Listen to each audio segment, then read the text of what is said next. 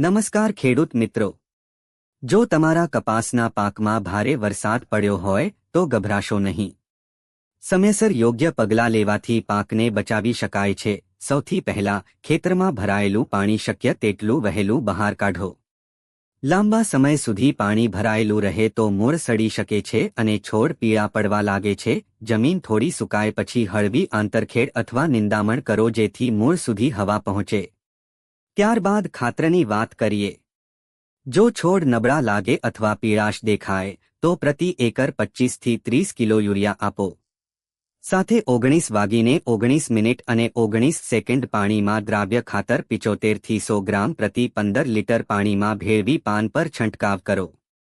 જો ફૂલ અથવા ટોપલા ખરતા હોય તો 1-3-0-0-4-5 પોટાશનું પણ છંટકાવ કરી શકાય। વરસાદ પછી ફૂગજન્ય રોગોથી બચવા માટે કાર્બેન્ડઝિમ પ્લસ મેન્કોઝેબ અથવા મેટલક્સેલ પ્લસ મેન્કોઝેબ જેવા ફૂગનાશકનો લેબલ મુજબ છંટકાવ કરો। જો સફેદ માખી અથવા થ્રિપ્સનો ઉપદ્રવ જોવા મળે તો થિયામેથોક્સમ 25 અથવા ફ્લોનિકમિડ જેવી યોગ્ય દવાનો લેબલ મુજબ ઉપયોગ કરો। કોઈપણ દવા કે ખાતર વાપરતા પહેલા કૃષિ નિષ્ણાતની સલાહ લો અને હંમેશા લેબલ પર દર્શાવેલી માત્રાનું પાલન કરો।